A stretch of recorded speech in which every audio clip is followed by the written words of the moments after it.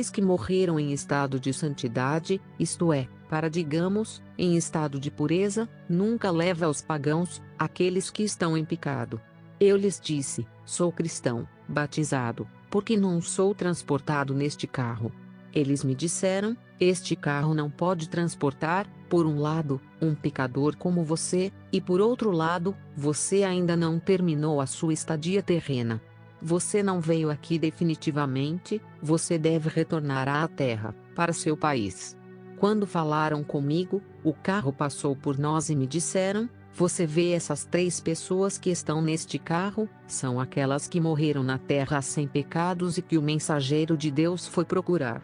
Para onde o carro se dirigia, ouvi pessoas cantando com lindas vozes. Perguntei, quem são essas pessoas que cantam tão bem assim? Disseram-me, estas são as pessoas deste país, cantam para dar as boas-vindas aos recém-chegados que estavam no carro. Eu lhes disse, vamos nos apressar para que eles venham cantar para mim também. Eles me disseram, você, mesmo correndo, eles nunca poderão cantar para você porque você não foi transportado no carro. Não importa. Eu disse a eles, vamos rápido para que eu possa vê-los e ouvir as músicas que estão cantando. Corremos alguns metros deste lugar, vi um grande país que não tinha começo nem fim, que parecia uma das cidades mais bonitas da terra. Eles me disseram, o país que você vê é o que você chama na terra de paraíso. Aqueles que entram nele são apenas aqueles que morrem em estado de pureza. Eles vêm descansar aqui. Eu disse, pelo menos corra mais rápido para ficarmos em forma. Mas quando chegamos à entrada do país e quando quis entrar, aqueles que estavam comigo cruzaram-se no meu caminho, dizendo, espere aqui. Lá fora, onde estava parado, vi alguém, no meio deste país, vindo em nossa direção. Ele era uma pessoa bastante grande e muito alta. Eu não conseguia ver o limite de sua largura ou de seu comprimento. Ele parou na minha frente e começou a chorar. Ele chorou um pouco demais e as lágrimas que escorreram eram como grandes gotas de chuva. Depois disso, ele se dirigiu a mim dizendo, eu vi você na terra orando insistentemente. Se você costumava orar como tem feito ultimamente, você deve sempre manter contato conosco. Eu disse a ele, então, quando oramos na terra, nossa oração chega até você. Você nos ouviu? Sim, ele respondeu. E eu perguntei a ele, mas você, quem é você? Ele riu e disse, você não tem o direito de me perguntar quem eu sou. Mudei a conversão e disse a ele, quando oramos na terra por mais de uma semana, porque Deus não nos respondeu. Ele me respondeu com outra pergunta, por que você não quer ser batizado? Eu disse a ele, já somos batizados. Ele me perguntou, que batismo você recebeu? Eu respondi, o padre que nos batizou pegou um pouco de água em um copo e derramou 3 vezes sobre a cabeça de cada um de nós, dizendo, eu te batizo em nome do Pai, do Filho e do Santo Espírito. Com este ato do batismo, as pessoas se tornam cristãs e aceitam Cristo como Salvador. Você sabe como nosso Senhor Jesus Cristo foi batizado? Eu disse a ele, sei que Jesus Cristo foi batizado, mas não sei como o batismo foi administrado. Ele me disse, nosso Senhor Jesus Cristo foi batizado no Jordão, no meio de um grande rio, batismo por imersão. Se alguém quiser segui-lo, faça o mesmo batismo que ele. As 3 gotas de água derramadas sobre a cabeça, nosso Senhor Jesus Cristo poderia ter para seu batismo, fazer João Batista vir até a casa para que ele tomasse um pouco de água para batizá-lo, mas nosso Senhor Jesus Cristo, que conhecia a eficácia de o batismo por imersão, foi para o deserto, longe da cidade, para se juntar a João Batista no Jordão para receber esse batismo. Domitile, para se tornar filho de Deus e para que a oração seja respondida, é necessário a todo custo receber o batismo por imersão. Após esta longa explicação, ele me mostrou 2 grandes grupos de homens que temos na terra, católicos e protestantes. Ele me disse, na terra, você os chama assim. Você acha que Deus precisa de seus nomes? Deus não está preocupado com seus nomes. Ele olha para o cristão, aquele que aceitou o Senhor Jesus Cristo e que se designou o dever de não cometer pecados. Quando olhei para o grupo de católicos, vi que eram muitos e todos rezavam juntos. No meu coração, fiquei muito feliz e disse para mim mesmo: existem muitos deles. Eles se dão bem e rezam juntos. Fiquei muito orgulhoso. Mas, de repente, vi pessoas chegando com grandes bagagens na cabeça. Cada um coloca sua bagagem no chão e deita-se ao lado de sua bagagem. E eu perguntei: você me disse que essas pessoas são os católicos que vêm rezar, mas por que cada um carrega uma bagagem? Ele me disse: são os católicos que vêm rezar. A bagagem que carregam é cerveja, cigarro, mentira, roubo, assassinato. Eu disse a ele: então esta bagagem são pecados diante de Deus? Ele me disse: a partir de hoje eu te ensino pela minha própria boca, saiba que nenhum ladrão, nenhum mentiroso, nenhum alcoólatra pode ver Deus. Eu disse a ele: nosso Senhor Jesus Cristo, nas bodas de Caná, transformou a água em vinho, o povo bebeu e ficou feliz com isso. Mas porque agora beber álcool é um pecado diante de Deus? Ele teve muita pena de mim e disse: você conhece o trabalho do bêbado. O trabalho dele é um pecado, ou seja, quem acabar de beber pecará. Mas quando nosso Senhor, Jesus Cristo, transformou a água em vinho, entre os convidados do casamento que o beberam, quantas pessoas ficaram intoxicadas com este vinho? Eu respondi: não sei. Ele me disse: escute, se alguém na terra quiser cometer pecado, que o cometa sozinho, de acordo com sua vontade, mas nunca diga que nosso Senhor Jesus Cristo fez isto ou aquilo. Em vinho, não é outro senão a bebida doce, um vinho doce. Quem o toma não pode ficar bêbado. Além de todos os convidados que estavam nas bodas de Caná, quando beberam, ficaram todos muito felizes, em vez disso de cometerem pecados, louvavam a Deus. Por isso nosso Senhor Jesus Cristo não fez um vinho que pudesse intoxicar, mas um vinho doce que desperta alegria. Depois disso, notei que alguns protestantes também carregavam bagagens. E eu disse a ele: mas entre os protestantes alguns também usavam alguma coisa, é proibido beber álcool e fumar. Porque alguns deles também têm bagagem como os católicos. Ele me disse: em primeiro lugar, você deve saber que existem duas coisas muito diferentes: seguir a Deus e seguir uma igreja. Seguir a Deus é praticar sua palavra, enquanto seguir uma igreja é respeitar os princípios da igreja. Leis pura e simplesmente. As leis de uma igreja não são as de Deus. Por exemplo, dois cristãos, um protestante, o outro católico, se o católico praticar um ato, beber álcool, que o protestante considera um pecado, o católico dirá a ele: beber álcool não é pecado, e o ato como tal não é condenado por nossa igreja. Isso é o que chamo de seguir uma igreja em vez de seguir a palavra de Deus. Aqui no céu estamos ignorando suas igrejas, mas o que importa para nós é seguir o Santo Cristo. Então, ele me permitiu entrar no interior deste lindo país. Era grande. Vi muita gente, todos felizes. Eles louvaram ao Senhor. Ele me disse: olhe para este lindo país.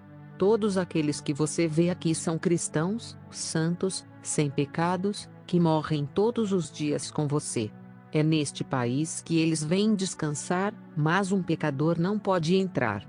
Quando ele falou comigo, eu disse para mim mesmo em meu coração: hoje quero conhecer todos os meus familiares falecidos, todas as pessoas de todas as cores e gêneros, negros, brancos, homens, mulheres. Mas vi algo extraordinário: todos tinham o mesmo rosto, eram parecidos e estavam uniformizados. Não havia homem, nem mulher, nem negro, nem branco, nem mais alto, nem menor. Conhecendo de antemão meus pensamentos, a pessoa me disse: não se engane em seus pensamentos. Aqui neste país não existe diversidade de cores, sexos, tamanhos, todos são iguais. Preto ou branco, homem ou mulher, grande ou pequeno, antes de chegar aqui, a vida que ele vive na terra, o diferencia dos demais para carregar um corpo de cima, um corpo celeste. Neste lindo país onde vivem essas almas santas, é um lugar temporário. Essas almas aguardam o último dia do julgamento para entrar no lar eterno que é a Jerusalém Celestial, um lugar de grandes alegrias perpétuas. Agora ele disse: quero mostrar onde estão os pecadores, aqueles que morrem em estado de pecado. Chegamos a um lugar onde havia um grande pantano onde a água era da cor do sangue. E do outro lado daquele pantano tinha muita gente chorando, se coçando por todo lado e alguns se batendo o tempo todo. Quando os vi, comecei a chorar também. A pessoa que estava comigo me disse: você não deve chorar, porque o importante é abandonar os pecados e aceitar a Cristo como Salvador pessoal. Quando ele falou comigo, ouvi essas pessoas lamentarem, dizendo: grande Deus, é bom nos tirar deste lugar e nos jogar no fogo para que sejamos completamente consumidos, em vez de suportar tanto sofrimento. A pessoa me disse: ouça as lágrimas dos mentirosos. Eles pensam que um dia serão jogados no fogo, onde seus corpos sofrerão a ruína completa. Eles acham que isso seria uma utopia. O certo é que tudo será lançados no fogo eterno, seus corpos serão queimados, mas não aniquilados. Será um sofrimento contínuo, mais excruciante do que o que estão sofrendo atualmente. Os católicos dizem: quando um de nós morre, rezamos a missa de Requiem, rezamos pelo perdão de seus pecados e sua entrada no paraíso. Ele me disse: em qual passagem bíblica esse procedimento é mencionado? Respondi: não sei ler a Bíblia, mas o que sei é que na Terra, dentro da Igreja Católica, este procedimento é vigorosamente respeitado. Ele me disse: este procedimento é falso, não é bíblico. Quem o pratica está errado, pois o perdão e a santificação só são obtidos na terra e não no céu. O homem, quaisquer que sejam os pecados que tenha cometido, se pedir sinceramente Deus pelo perdão, enquanto ele ainda estiver na terra, o perdão lhe será concedido sem mais provações, mas se ele não tiver confessado os seus pecados na terra, com a firme resolução de não recomeçar quando morrer neste estado de pecados, mesmo que seus irmãos rezem de manhã à noite, peçam missas durante 10 anos, o perdão não será concedido. Ele morreu pecador e permanecerá pecador para ocupar o lugar reservado aos pecadores. Depois, ele me mostrou o fogo e me disse: aqui está o fogo que você chama de inferno. Vi um grande poço onde vi certas coisas em forma de barris. Ele me disse: esses barris que você acabou de ver são destinados a preservar o fogo. Este fogo ainda não está funcionando, mas existe. Nenhum pecador jamais foi jogado nele, pois a hora ainda não chegou. Atualmente, como você viu todos os pecadores suportarem seus sofrimentos fora deste fogo, eles também estão esperando o último dia, quando os santos entrarão na Jerusalém Celestial, ou seja, quando eles também entrarão neste fogo para a eternidade. Ele me disse: pegue esta pedra, jogue-a no poço e você verá o que acontece. Quando joguei esta pedra, ouvi um barulho alto e violento que era mais do que um violento trovão de chuva. Corri e caí, em pânico. Achei que estava sendo engolido por esse fogo monstruoso e chorei muito. A pessoa me disse: quando lhe disseram para orar, para não cometer pecados, você diz que isso são histórias. E ainda assim Deus até colocou pastores e evangelistas à sua disposição, alguns vêm de longe para pregar sua palavra para você. Você recusa o que lhe dizem e permanece no mal. Então você, daquele dia em diante, viu com seus próprios olhos, ouviu com seus próprios ouvidos, se continuar a viver na terra em pecados, o fogo te espera aqui. Depois dessas palavras, ele me levou a um lugar onde só havia crianças. Vi muitas crianças entre eles, algumas muito felizes, brincaram, bateram palmas e louvaram ao Senhor, mas outros estavam tristes, de braços cruzados. Perguntei: por que alguns estão felizes e outros tristes? Ele me disse: aqueles que estão tristes são aqueles que foram mortos por certas pessoas na terra. Entre eles estão aqueles que suas mães mataram por aborto induzido, outros foram mortos na guerra ou por sacrifícios satânicos, etc. Para estes diferentes casos, cada criança tem na mão o objeto que seu assassino usou para exterminá-la da terra. Se você matou 20 crianças, essas crianças estão esperando por você aqui com o instrumento que você usou para matá-las. Se você, através da medicina, abortou uma gravidez de 1 mês, saiba que você matou uma criança, ela está te esperando aqui. No último dia, todos verão alguém a quem prestaram um bom serviço ou um mau serviço. Após esta instrução, ele me levou a um lugar onde havia muitos arquivos. Ele me disse: aqui é onde registramos cada ato realizado por cada pessoa, desde o nascimento até a morte. Neste lugar também havia 2 caminhos. Um leva ao fogo e o outro ao céu. Qualquer um, cristão ou pagão, que quem morre na terra deve primeiro passar por aqui. Quando você chegar aqui, se não souber ler, começará a ler corretamente como fazem aqueles que frequentaram a escola. Se você for cego, seus olhos serão abertos para ver e ler seus atos na terra. É pelos atos praticados na terra que alguém é condenado ou justificado, condenado para o fogo eterno e justificado para a glória eterna. Eu, que não sabia ler, quando cheguei aqui, comecei a ler e vi na minha frente a minha ficha, que estava marcada Mamando Mitilé. Nas páginas seguintes, vi tudo o que fiz e disse na terra desde o meu nascimento até o último dia em que acompanhei essas pessoas. Acompanhei minha história de vida da mesma forma que acompanhamos um filme na tela da TV. Todas as palavras que cada um de nós diz e tudo o que cada um de nós faz estão bem registradas e bem fotografadas. Aquele que mente, que rouba, que comete adultério, etc., será visto praticando o seu ato. Isso quer dizer que tudo o que fazemos é materializado por evidências de apoio. Quando vi tudo o que tinha feito, senti vergonha e comecei a desviar os olhos para não poder mais ver meus pecados olhando para baixo, para cima, para a esquerda ou para a direita. Mas toda vez que eu fazia isso, via as imagens dos meus pecados para onde quer que dirigisse meus olhos. Eu comecei a chorar. A pessoa me disse: nesta terra você não pode esconder nada de Deus. Tudo é visto e registrado aqui. Tem seu próprio arquivo que registra tudo o que fazem.